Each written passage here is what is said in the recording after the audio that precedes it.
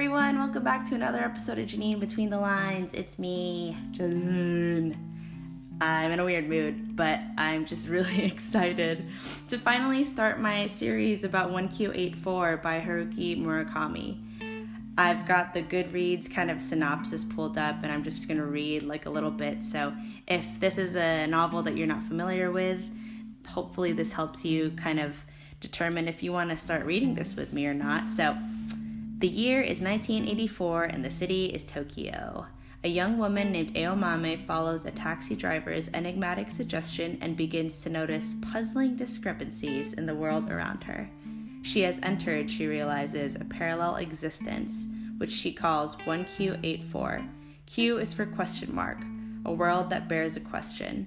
Meanwhile, an aspiring writer named Tango takes on a suspect ghostwriting project.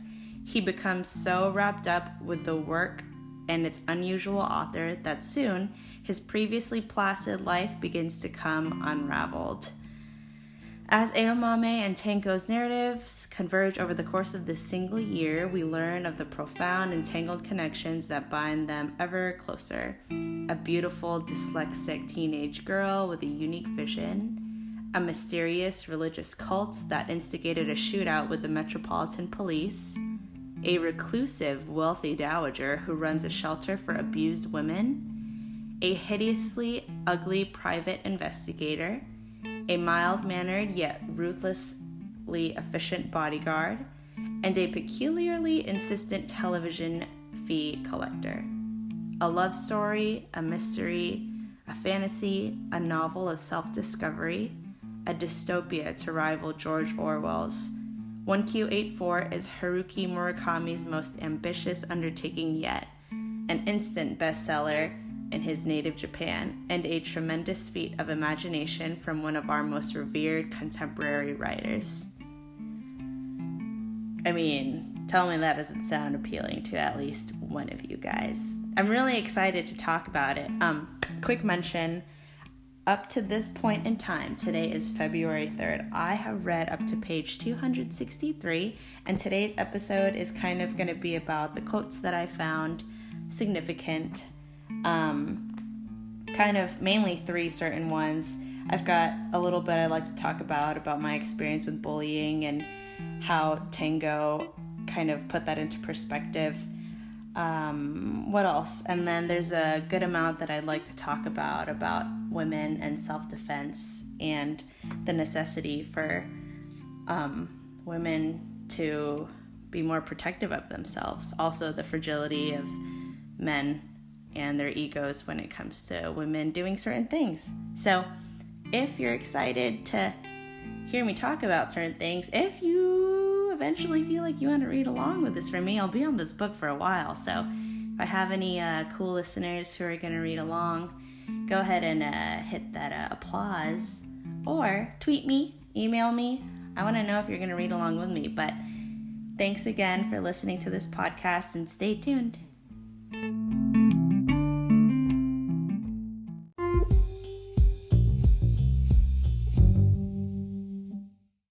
I need to stop overthinking and just record. Sorry about the clicking in the background. I'm filming in the living room, and there's just an incessant click where the cable box kind of just does its own thing. But the first part I took a highlighter to is, you can find it on page 90. And let me give you a little background. So Tango has this girlfriend. She is an older lady. She's got a little girl, and they're talking on the phone, and he's talking to her about how her little girl is starting to be bullied because she has asthma. So people, or her classmates, are excluding her from different activities, and how she's sweet, her grades aren't bad, but just because she has this one little thing, they start to bully her. So I thought that kind of struck a chord, because in my past OTT, I talked about that with my brothers.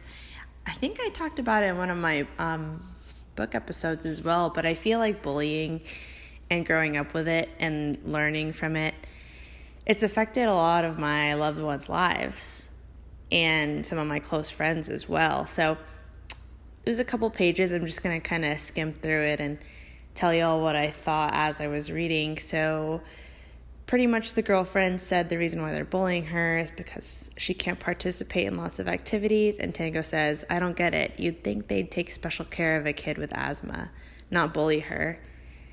She says, it's never that simple in the kids' world.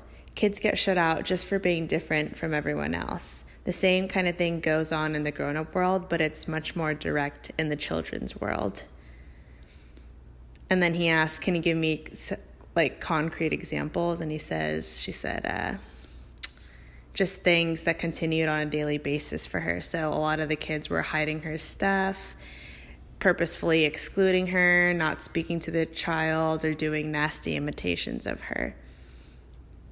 And doesn't that kind of bring back, like, you know, I feel like elementary school and middle school are the worst in terms of where people get bullied the most or where it starts. Because, you know, like when I think of like basic immature bullying, I think of like, you think of like TV bullying where people, like the bigger kid takes your things, holds it above your head and you can't reach it. Like making faces or sticking your tongue out and all that kind of stuff, and just kind of being generally mean. And then I think of the imitation game too, where it takes it to a new level, where they were at that boys' school and they shoved him under a bunch of floorboards and were stepping all over it. And that's the kind of thing that I feel like she's going through. And then Tango replied to that saying, oh yeah, you know, those aren't that severe. But she asked him, did you ever experience bullying when you were a child? And Tango says, I don't think so. Maybe I just never noticed. And then the girlfriend says, if you've never noticed, it never happened. I mean, the whole point of bullying is to make the person notice it's being done to him or her. You can't have bullying without the victim noticing. And it really is. It's just a power trip. Like, bullies, like, intentionally have, I wouldn't call it a complex, but they derive satisfaction from knowing that they brought somebody down, and it kind of sucks. Like, I wonder what part of the brain, like, needs the satisfaction of you making someone feel like less than they are. And the reason why I felt like that was important to me, because the way that Tango says it, yeah, he was a bigger kid, and he, again, I don't know him personally or anything, but from what I've read so far, he seems like a genuine kind of keep your head down kind of guy. And for me, I feel like going through being bullied has given me like a greater respect for people, you know, who are genuinely nice and don't put people through that, because you learn that's how you never want to be treated.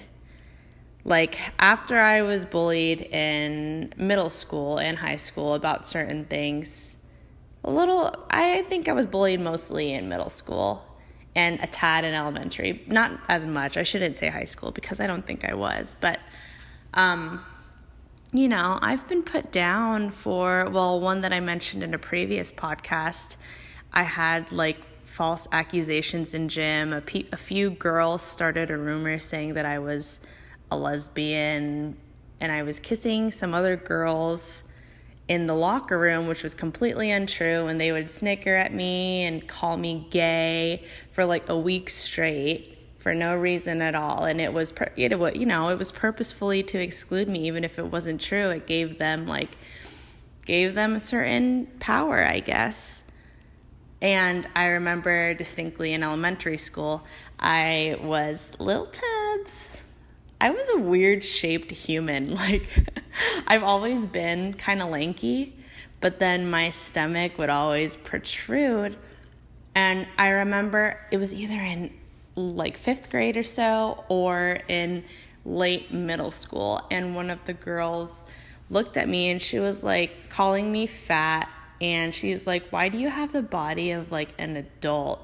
Like, you're only in 8th grade. You should look like smaller. You should look more skinnier, this. And, you know, that actually really hurt my feelings. Like, I feel like school And certain family things, they make me, like, those are the origins of me being a slightly insecure individual. Slightly, I say that lightly, but it has affected me, and it has, like, affected my body image over time. And I'll get to it later because she mentions it as they go on with their conversation. But it did make me have more respect for people who do, like, choose to be, like, positive and nice individuals. And it makes me actively think that I would never want to make someone feel that way, and I would never make the decision to put someone down if, like, it's within my own right. Like, I would never do anything purposeful like that, and there's no part of me that gets satisfaction from that. So they go on talking, and Tango said, "Were you ever bullied?" And she says, "Never. I did do some bullying, though." And then Tango says, "You were part of a group that did it?" And she said, "Yes, in the 5th grade, we got together and decided not to talk to one boy. I can't remember why. There must have been a reason, but it probably wasn't a very good one if I can't even remember what it was. I still feel bad about it, though. I'm ashamed to think about it. I wonder why I went and did something like that. I have no idea what made me do it."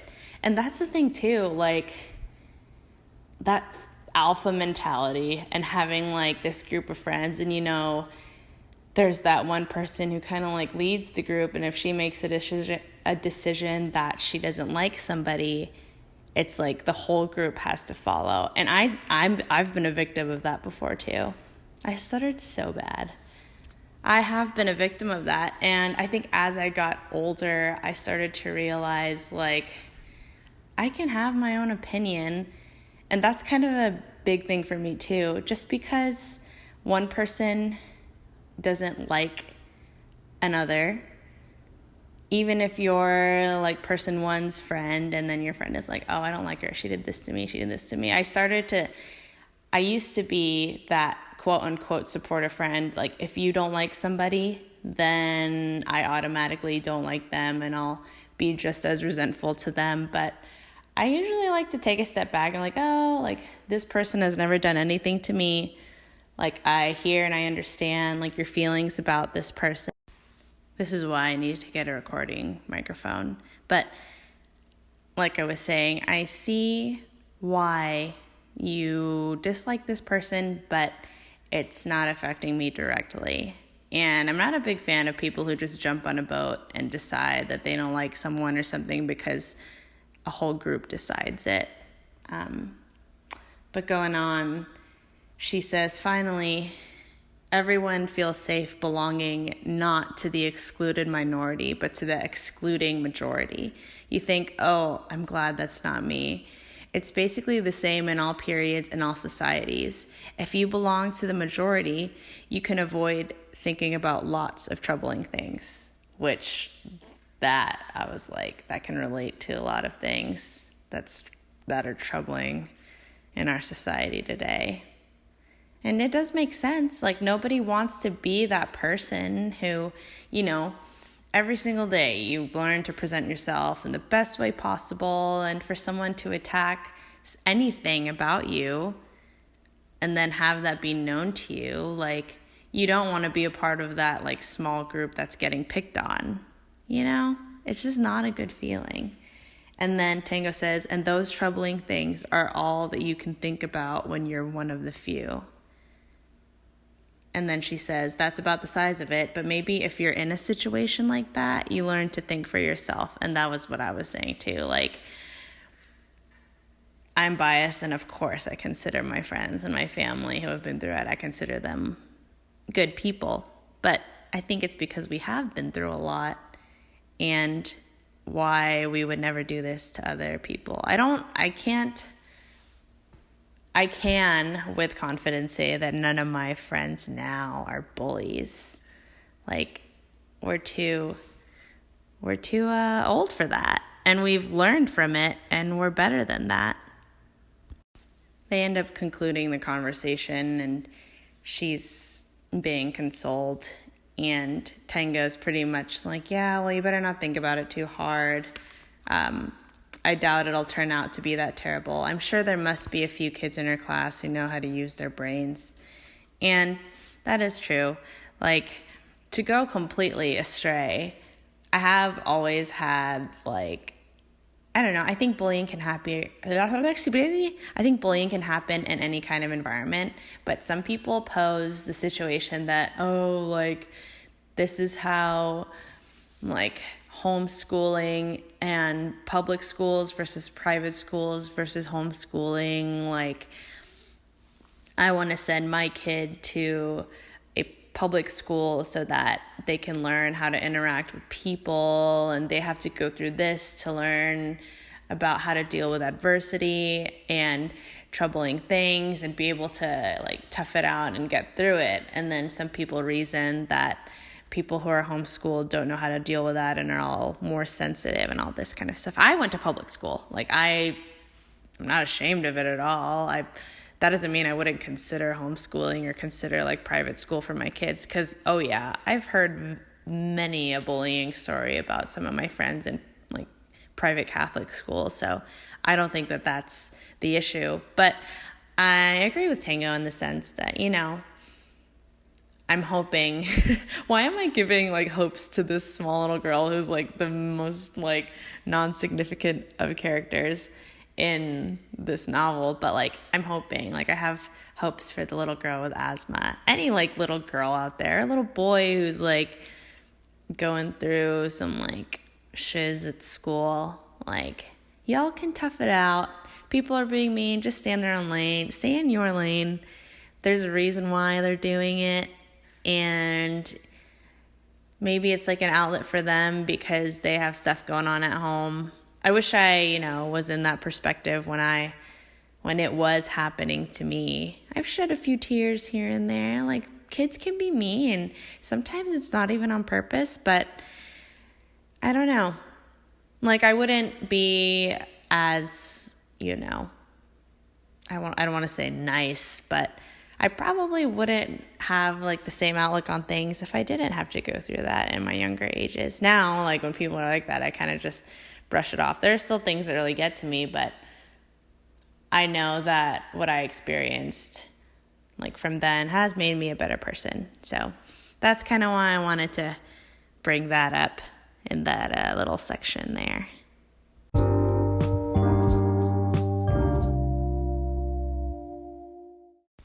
The next part that I sticky noted it's on page 145, and it's the situation where Fuka Eri, she is the author of the book that Tango is trying to rewrite. They're going on a train to talk to, Tango doesn't know yet, but it's pretty much her legal guardian, to get approval that he can rewrite her novel. And there's just this tiny little excerpt at the end of this paragraph, and it's pretty much Fuka Eri in her, like, her personality is kind of to be this, like, not soft-spoken. She is soft-spoken, but very short sentence, like, only talks when she needs to kind of girl. A little bit hard to read, very mysterious. And they're pretty much sitting on this train in utter silence, and, like, she already doesn't say much, but the train ride is pretty much being described as Tango, like, looking out, waiting for her to say something. But it starts with this. So it says, neither of them said anything for a long time. Fuka Eri shut herself up in her own enigmatic world, while Tango tried to calm himself with several quiet, deep breaths. Except for the occasional distant bird cry, the room was hushed. Tango listened to the silence, which seemed to offer several different meanings. It was not simply an absence of sound. The silence seemed to be trying to tell him something about himself. And I liked that one a lot. Raise your hand if you're one of those people who get irked when there's too much going on in a room. Like, I love me a good party, like a full, like, the room is filled and, like, there's music and all that kind of stuff, and, you know, but there's a time and a place for that. But when there's too much clutter around, be it physical clutter, conversations all in different directions coming at you, and even if it's like a one-on-one kind of situation when you're with someone and you feel like the need to always be talking.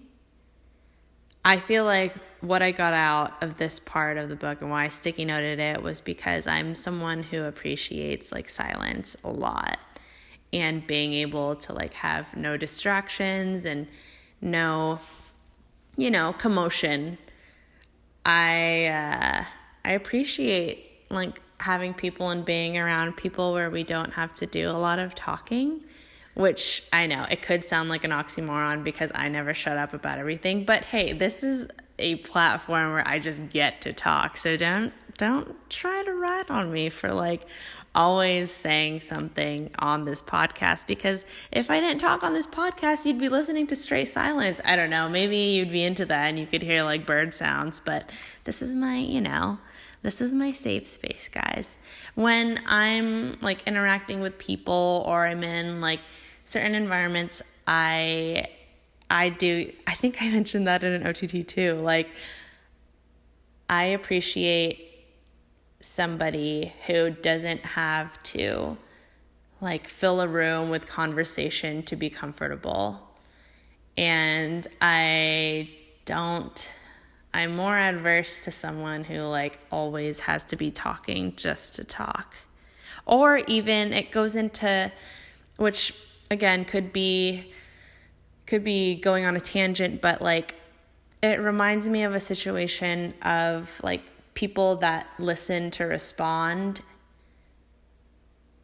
or instead of like listening to what am I trying to say? You guys know what I'm saying. It's like people that are like, listening to respond rather than listening to understand. So those people where you're telling them a story and either A, they interrupt you like every other second with what they think. I think I want to, like, I've been here before, and give them, like, they want to give you their, like, input about it. B, they're, like, not actually listening at all, and then they start, like, talking about something else when you're trying to, like, get information or just let your feelings out or anything.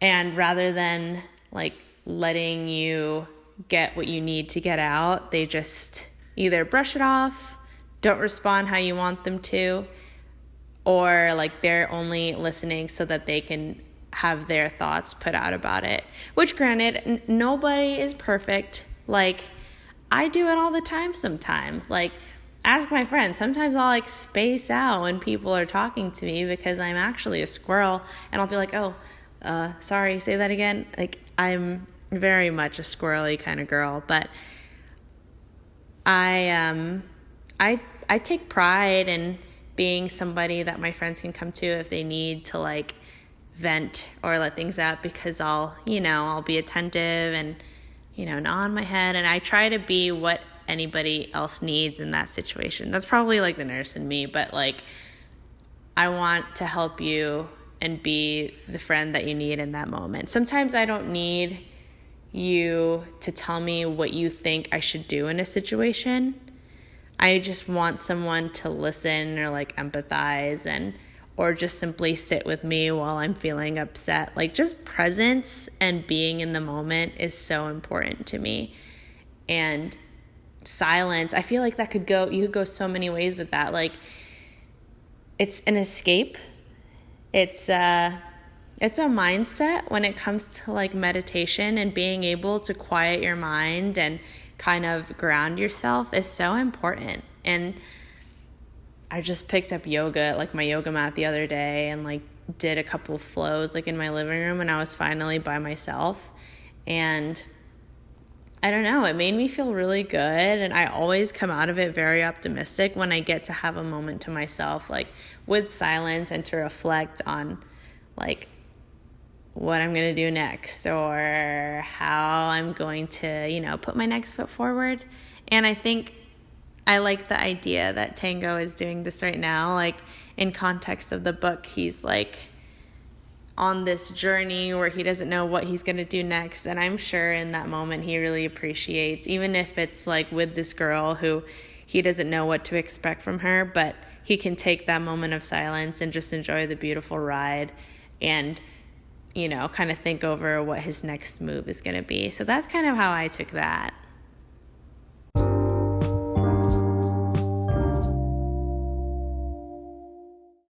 So the next part that tickled my fancy, I feel like I don't even have to explain why I like it. There's this chapter. It's chapter 11, starts on 161, and it's called The Human Body is a Temple. And this is kind of talking about Aomame. She's the lady assassin, the one who's kind of trapped in this alternate world that I'm reading thus far. So right now it's seeming like she's herself, but she's in a different time period. Pretty much what she does is she goes around and kills, not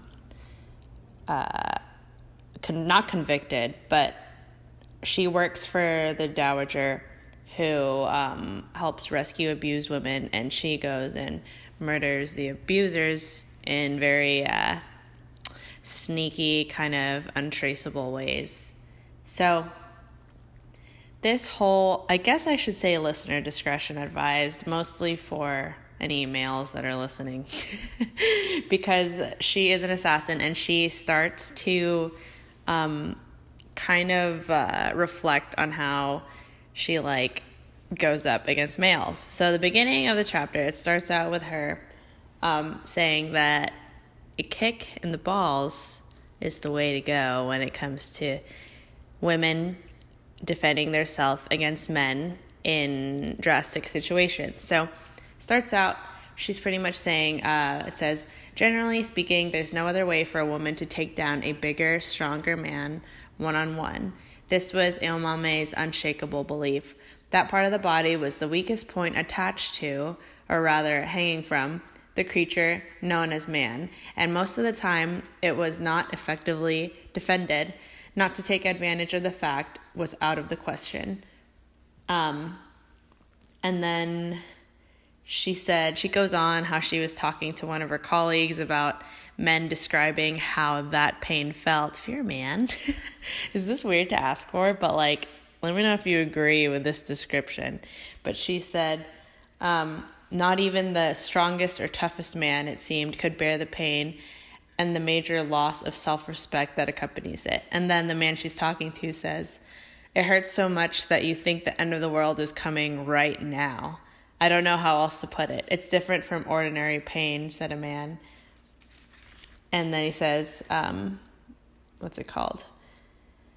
She said, conversely then, would you say that when the end of the world is coming right now, it feels like a hard kick in the balls? And then he says, never having experienced the end of the world, I can't be sure, but that might be right. There's just this deep sense of powerlessness, dark, suffocating helplessness. So she goes on to say that after she graduated she went to a college of physical education, she started training women in self-defense. She was in charge of muscle training and martial arts. And this club that she was training, it was like an exclusive club with high membership fees, and there were a lot of men and women who paid big money for her. And some of them were celebrities, and they all came for her self-defense techniques. But when she taught her special class for women, this is what she says. She made a large canvas dummy in the shape of a man, sewed a black work glove in the groin area to serve as testicles, and gave female club members thorough training in how to kick in that spot. In the interest of realism, she stuffed 2 squash balls into the glove. The women were to kick this target swiftly, mercilessly, and repeatedly. Many took special pleasure in the training, and their skill improved markedly, but other members, mostly men of course, viewed the spectacle with a frown and complained to the club's management that she was going overboard. As a result, Aomame was called in and instructed to rein in the ball-kicking practice. And then she said, in defense to herself against the manager, she said, realistically speaking, though, it is impossible for women to protect themselves against men without resorting to a kick. Most men are bigger and stronger than women. A swift testicle attack is a woman's only chance. Mao Zedong said it best. You find your opponent's weak point and make it the first move with a concentrated attack. It's the only chance a guerrilla force has of defeating a regular army. The manager did not take well to her passionate defense. You know perfectly well that we're one of the few truly exclusive clubs in the metropolitan area, he said with a frown. Most of our members are celebrities. We have to preserve our dignity in all aspects of our operations. Image is crucial. I don't care what the reason is for these drills of yours. It's less than dignified to have a gang of nubile women kicking a doll in the crotch and screeching their heads off. We've already had at least one case of a potential member touring the club and withdrawing his application after he happened to see your class in action. I don't care what Mao Zedong said, or Genghis Khan for that matter. A spectacle like that is going to make most men feel anxious and annoyed and upset. Big eye roll. And then, usually I'd comment on that, but I feel like the next part that Murakami says, it pretty much just, wow, I totally just butchered that name. Murakami writes, it puts my response perfectly into words. Pretty much the next part says, Aomami felt not the slightest regret having caused male club members to feel anxious and annoyed and upset. Such unpleasant feelings were nothing compared with the pain experienced by a victim of forcible rape. She could not defy her superior orders, however, and her self-defense classes had to lower the level of their aggressiveness. She was forbidden to use the doll, and as a result, her drills became much more lukewarm and formal, and there was nothing she could do. And then kind of towards the end, it says, Aomame's opinion that if she were unable to deliver an effective kick when forcefully attacked by a man, there would be very little else left for her to try. In the actual heat of combat, it was virtually impossible to perform such high-level techniques as grabbing your opponent's arm and twisting it behind his back. That only happened in the movies. Rather than attempting such a feat, a woman would be far better off running away without trying to fight. And it kind of ends with her thoughts about it. She said, if there's any guy crazy enough to attack me, I'm going to show him the end of the world close up. I'm going to let him see the kingdom come with his own eyes. I'm going to send him straight into the southern hemisphere and let the ashes of death rain all over him and the kangaroos and the wallabies. I thought that was pretty BA. And I can just imagine if I was in that manager's office and he was telling me, you can't be doing that anymore because you're making all of the men upset and annoyed and it's making them really uncomfortable. That's great. That's wonderful. So sad that you feel that way. But I mean, it's true. Who was I talking to? It is true. Unless you are in a situation where a man is attacking you and he is attacking you and significantly less strong and smaller than you, it is very hard for women. This isn't I don't want this to be an ignorant generalization of me, but even I can recognize that. Even, I've never done karate or self-defense classes, which is what I was kind of going to allude to. I would want my daughter, I don't want to say in this society because no matter where I would be born in, I'd want her to know how to defend herself in any event that she was in danger. But I don't even remember where I was going with that. But it's true. Stand me up next to some, the next guy I see, I probably couldn't, I don't confidently think if a man were to attack me, that I would know the right things to do other than, try to get him where he's weakest, because there's no, I don't know how I want to say this. There's no way that I would feel confident that I could take him down myself and be safe unless I had foreign objects around that I could use. one-on-one, I wouldn't be able to take him. And if this is a matter of life or death and you're protecting yourself, I think, heck yeah, freaking, when she said that, like, it's the only chance a guerrilla force has of defeating a regular army. It's so funny because the beginning of this, that I'm kind of skipping around this, like, first third of the chapter, but she said, one had to deliver a lightning attack to the adversary's weakest point and do so mercilessly and with the utmost ferocity, just as when Hitler easily brought down France by striking at the weak point of the Maginot Line. I was just watching those new documentaries about World War II on Netflix and the Maginot Line and how, like, he drew them out to, it was kind of a diversion.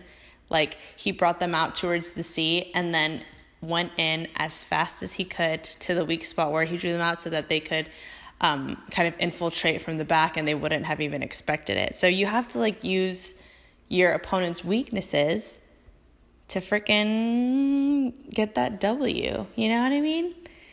And I just thought it was funny how...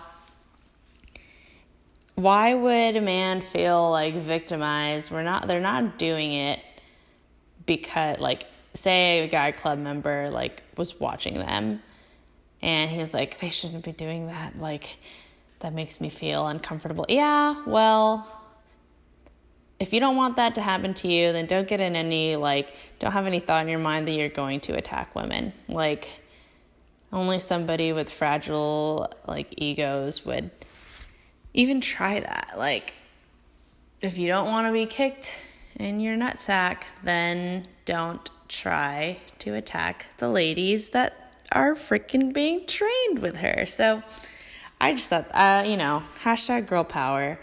I encourage everyone, and not just, like, it's kind of scary, you know what I mean? Because and we do live in a crazy time where you do have to know how to defend yourself, and anyone and everyone, strangers can be like, you never know who you're going to meet or what their intentions are, and you can only, we are blessed every day to come home safe and to go to work and go places and be safe at where we are in public places and private, but, like, of course, I think that Ayomama is doing good by helping these women, and especially in their culture. Like, I know that probably is, I don't mean for it to be an ignorant generalization, but correct me if I'm wrong. I'm not 100% sure, but is it culture in Japan for, like, it's kind of like just an old standard anyways, that women are to be, like, more meek and quote unquote submissive and a little bit, like, is meek the right word? And I don't want to say weaker, but we pose, like, a less aggressive like air to the, like, dynamic of a man and a woman or a husband and a wife. Like, that's an old standard that we've had for generations and generations.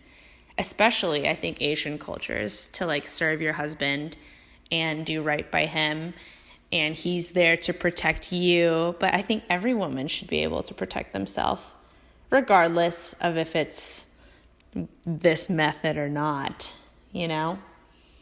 I was just reading the whole thing with, like, a satisfied, like, smug smile on my face for no reason. I probably was, like, super stupid, but it's like, women, you should do anything to empower yourself and to feel safe, like, in the skin that you're in, you know what I mean? And I just think I can't believe that the manager would be like, it's a spectacle, you shouldn't see that. I mean, I know this isn't real life, but in this, like, situation, like, that just goes to show you that any person that is intimidated by a strong female presence, probably you should, like, check in on yourself. You've got to learn to, like, strengthen yourself from the inside, and don't go around messing with women, period. Just period. Maybe that would teach them a lesson, like, oh, these girls are strong, now I won't have an idea. But it shouldn't even have to get to that place. Let's change culture. And, like, you know how people, there's those, like, not memes that are going around, but it's, like, the way that you don't, like teaching, like, young boys and young men not to rape. It's, like, just don't do it. Never. Let's, like, X that. Let's not make that a thing. And that's a whole different story that we could go into, but really like that passage. Glad I read it. Glad there's a super strong female. And it's nice because Ayo Mama is this, like, low-key BA who she's, like, this sleek, does her job, makes her money. She's so skilled in so many aspects. She is similar to Fuka in some aspects, but, like, she's on the different spectrum. Like, she's, like, the strong, like, confident, like, walks with, like, grace and does everything with a purpose and is wonderfully successful. And then Fuka kind of shows the, like, more feminine side. Like, I'm proud to be, I always tell people that I love being a girl. Like, being a girl is so fun, and being, like, having different sides to you is so fun. Like, Fuka is, like, I don't want to say gentler. She's not being painted out to be gentle, but she is more of a, like, a general term would be a softer presence. But you kind of get both parts of the globe with that one. Just don't hurt women, guys. It's not that hard. Does anyone feel like, I mean, is it weird that I'm using the word balls? Oh, sorry everyone. I'm just reading from a book. It's a great book. Hope I didn't make you too uncomfortable there, my friends.